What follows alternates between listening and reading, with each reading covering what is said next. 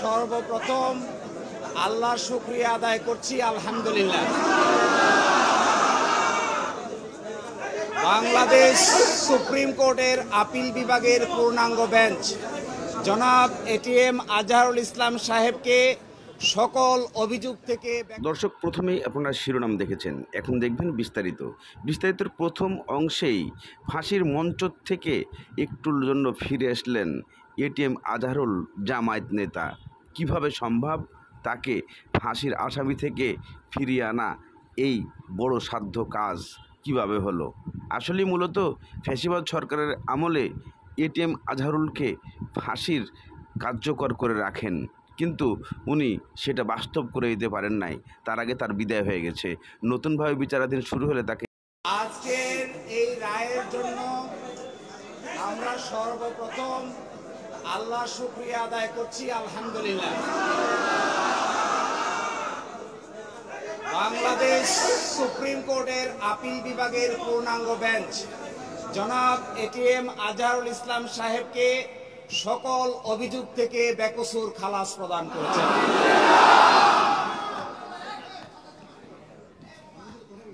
আজকে থেকে, এখন থেকে জামায়াতে ইসলামীর সাবেক ভারপ্রাপ্ত সেক্রেটারি জেনারেল জনাব ATM Azharul Islam is an innocent man.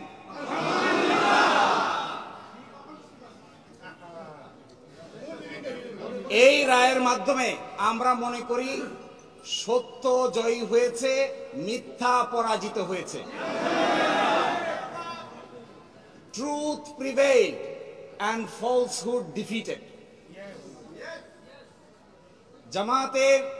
জামাতের এবং বিএনপির 6 জন শীর্ষস্থানীয় নেতৃবৃন্দকে মৃত্যুদণ্ড কার্যকর করা হয়েছে। 5 জন, অন্ততপক্ষে 5 জন জেলেই কারাবরণ করেছেন, জেলেই মৃত্যুবরণ করেছেন। দুনিয়ার ইতিহাসে এটা নজিরবিহীন নির্যাতনের শামিল। জনাব এটিএম আজহারুল ইসলাম সাহেব সৌভাগ্যবান, তিনি ন্যায় বিচার পেয়েছেন, আল্লাহ তাআলা তাকে বাঁচিয়ে রেখেছিলেন। তাই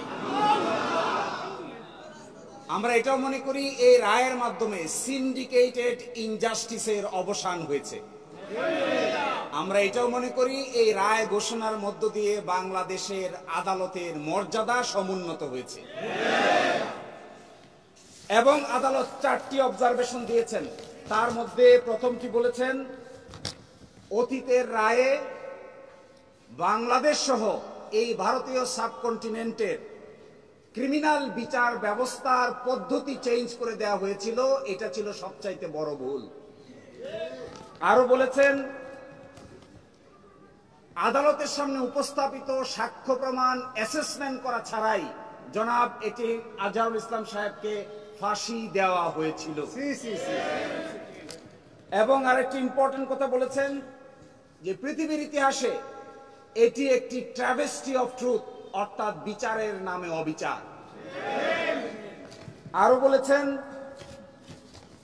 যে সমস্ত তথ্য প্রমাণ আদালতে হাজির করা হয়েছিল অতীতের আপিল বিভাগ তা সঠিকভাবে বিবেচনা করতে ব্যর্থ হয়েছে। ফলশ্রুতিতে আজকে জনাব এটিএম আজহারুল ইসলাম সাহেবকে বেকসুর খালাস প্রদান করেছেন। বাংলাদেশের ইতিহাসে নয়, পৃথিবীর ইতিহাসে এটি একটি নজিরবিহীন ঘটনা হয়ে থাকবে। এরই মাধ্যমে আমরা মনে করি ন্যায় বিচার প্রতিষ্ঠিত হয়েছে, সত্য বিজয়ী হয়েছে, মিথ্যা পরাভূত হয়েছে।